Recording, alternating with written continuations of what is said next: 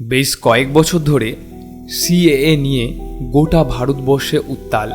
কেন্দ্রীয় স্বরাষ্ট্রমন্ত্রী অমিত শাহ বলেছেন যে নাগরিকত্ব সংশোধনী আইনের বিধি অনুসারে নির্যাতিত শরণার্থীরা এখন ভারতের নাগরিক হবে বলে জানিয়েছিলেন এবং সকলকে সমান অধিকার দেয়া হবে এটাও জানিয়েছিলেন।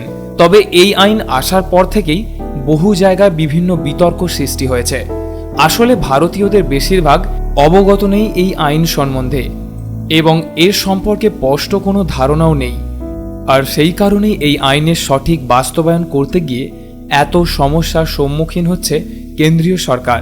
আজকের এই ভিডিওতে আমরা সিএএ সম্পর্কে সঠিক ধারণা দেওয়ার চেষ্টা করব এবং জানাবো এই সিএএ আইনে কি রয়েছে এবং কি হতে চলেছে ভারতবর্ষে।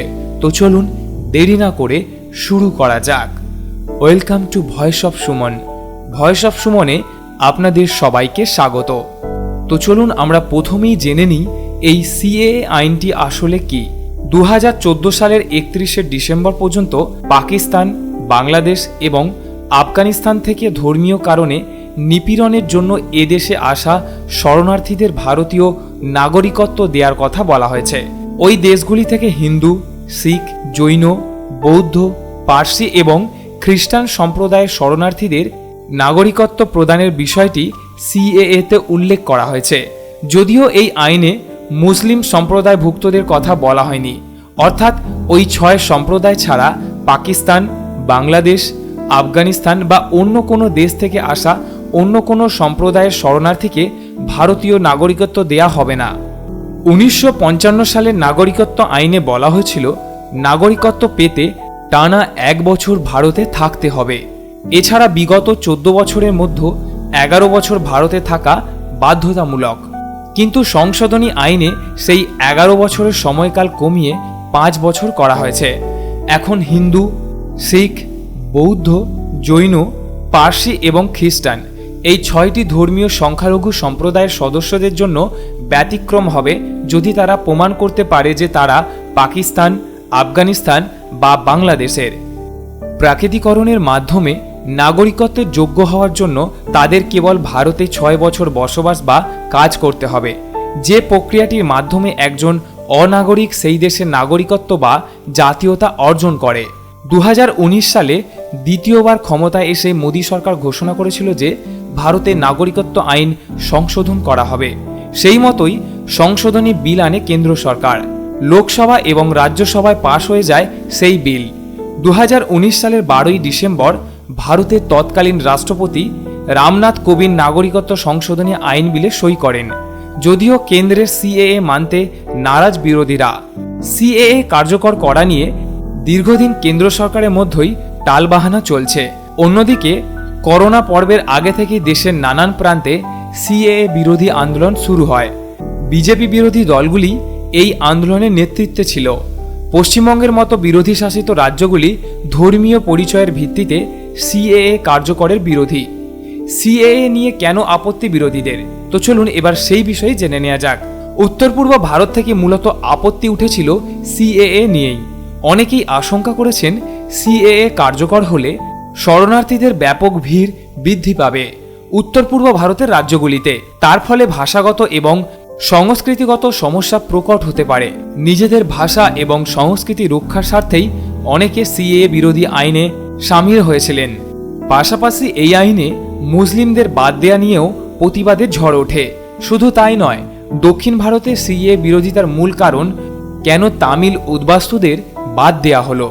সেই সঙ্গে সিএএর 6A ধারার সাংবিধানিক বৈধতা নিয়ে প্রশ্ন উঠেছিল। সেই আইনে বলা হয়েছিল 1966 সালের 1 জানুয়ারির পর এবং 1971 সালের 25শে মার্চের আগে যারা অসমে এসেছেন এবং থেকে গিয়েছেন তাদের সকলকেই নাগরিকত্ব দেয়া হবে। তা নিয়েই আপত্তি তোলেন অসমের আদি বাসিন্দারা। সিএএর প্রতিবাদে দেশ জুড়ে বিক্ষোভ ও অশান্তিতে 83 জনের মৃত্যু হয়। দিল্লি, উত্তরপ্রদেশ, অসমের মতো বেশ কিছু রাজ্যে হিংসাত্মক ঘটনা ঘটে। সিএএ বাতিল আন্দোলনের অন্যতম মুখ পশ্চিমবঙ্গের মুখ্যমন্ত্রী মমতা বন্দ্যোপাধ্যায়। তিনি বরাবরই সিএএ নিয়ে বিরোধিতা করে আসছেন। তার কথায় নাগরিকত্ব দেয়াই যদি কেন্দ্র সরকারের আসল লক্ষ্য হয় তবে নতুন আইনের প্রয়োজন কেন পড়ছে? পাশাপাশি আইনে মুসলিমদের বাদ দেওয়া নিয়েও আপত্তি তার। আর মমতার কথায় এভাবেই নাগরিকত্ব কেড়ে নেওয়া হবে। বিরোধীদের দাবি, সিএএ ভারতীয় সংবিধানের মৌলিক নীতি বিরোধী। এই আইনের মাধ্যমে ধর্মের ভিত্তিতে বৈষম্য সৃষ্টি করছে।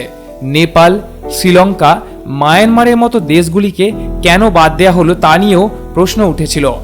যদিও মোদী সরকার বিরোধীদের সব অভিযোগ নাকচ করে দিয়ে দাবি করেছে এই আইন চালু হলে কোনোভাবেই ভারতের কোনো নাগরিকের উপর প্রভাব ফেলবে না।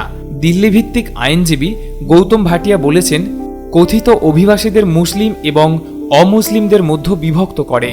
আইনটি আমাদের দীর্ঘস্থায়ী ধর্মনিরপেক্ষ সাংবিধানিক নীতির বিপরীতে ধর্মীয় বৈষম্যকে আইনে সুস্পষ্টভাবে এবং স্পষ্টভাবে অন্তর্ভুক্ত করতে চায়।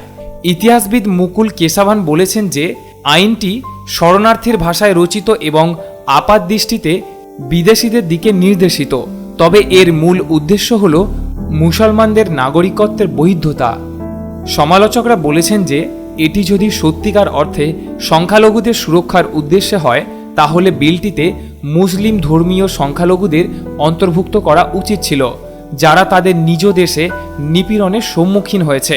উদাহরণস্বরূপ পাকিস্তানের আহমেদরা এবং মায়ানমারের রোহিঙ্গারা। ভারত থেকে রোহিঙ্গা শরণার্থীদের বিতরণের জন্য সরকার সুপ্রিম কোর্টে গেছে। বিলটিকে রক্ষা করে সিনিয়র বিজেপি নেতা রাম মাধব বলেছেন, বিশ্বের কোনো দেশই অবৈধ অভিবাসনকে মেনে নেয় না। অন্য সকলের জন্য যাদের সম্পর্কে রক্তক্ষরণ হৃদয় অভিযোগ করছে, ভারতীয় নাগরিকত্ব আইন রয়েছে। প্রাকৃতিক নাগরিকত্ব হল অন্যদের জন্য একটি বিকল্প যারা আইনিভাবে ভারতীয় নাগরিকত্ব দাবি করে। অন্য সকল অবৈধ অর্থাৎ অভিবাসী অনুপ্রবেশকারী হবে, তিনি যোগ করেছেন। এছাড়াও এই বছরের শুরুর দিকে বিলটির পক্ষে স্বরাজ্য ম্যাগাজিনের সম্পাদকীয় পরিচালক আর জগন্নাথ লিখেছেন যে বিলের কভারেজের পরিধি থেকে মুসলমানদের বাদ দেয়া সুস্পষ্ট বাস্তবতা থেকে প্রবাহিত যে তিনটি দেশই ইসলামপন্থী হয় তাদের নিজস্ব হিসাবে বলা হয়েছে। সংবিধান বা জঙ্গি ইসলামিস্টদের কর্মের কারণে যারা ধর্মান্তরিত বা হয়রানির জন্য সংখ্যালঘুদের লক্ষ্য করে। এবার দেখে নেওয়া যাক এই বিল লাগু হলে ঠিক কি কি সুবিধা হবে। এই বিল অমুসলিম জনগণের নাগরিকত্ব দানের সাহায্য করবে, অর্থাৎ হাজার হাজার বাঙালি হিন্দু অভিবাসী যারা এনআরসিতে অন্তর্ভুক্ত হয়নি তারা এখনও আসাম রাজ্যে থাকার জন্য নাগরিকত্ব পেতে পারে। স্বরাষ্ট্রমন্ত্রী অমিত শাহ 2024 সালের মধ্যে প্রতিটি অনুপ্রবেশকারীকে চিহ্নিত করা এবং ভারত থেকে বহিষ্কার করা নিশ্চিত করার জন্য নাগরিকদের একটি দেশব্যাপী নিবন্ধনের প্রস্তাব করেছেন। মিস্টার ভাটিয়া বলেছেন, যদি সরকার দেশব্যাপী এনআরসি বাস্তবায়নের পরিকল্পনা নিয়ে এগিয়ে যায় তাহলে যারা নিজেদেরকে এটি থেকে বাদ দিতে পারে তাদের দুটি বিভাগে বিভক্ত করা হবে। প্রধানত মুসলিম যারা এখনও অবৈধ অভিবাসী হিসেবে বিবেচিত হবে এবং অন্য সকলকে যারা নিজেদেরকে এটি থেকে বাদ দিতে পারবে। অবৈধ অভিবাসী হিসাবে বিবেচিত হয়েছে কিন্তু এখন নাগরিকত্ব সংশোধনী বিল দ্বারা টিকা দেওয়া হয়েছে যদি তারা দেখাতে পারেন যে তাদের দেশ আফগানিস্তান, বাংলাদেশ বা পাকিস্তান।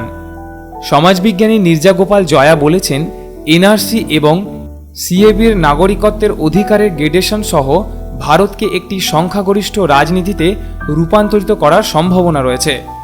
এই ছিল সিএএ এবং এনআরসি নিয়ে সম্পূর্ণ তথ্য। আপনাদের এই বিষয়ে কি মতামত আছে সেটা অবশ্যই কমেন্ট বক্সে জানাবেন। আজকের ভিডিও এইটুকুই, আবার দেখা হবে অন্য কোনো দিন অন্য কোনো ভিডিওতে। ভিডিওটি যদি ভালো লেগে থাকে তাহলে অবশ্যই লাইক, শেয়ার এবং কমেন্ট করবেন। আর আমাদের চ্যানেলে নতুন হলে সাবস্ক্রাইব করতে ভুলবেন না।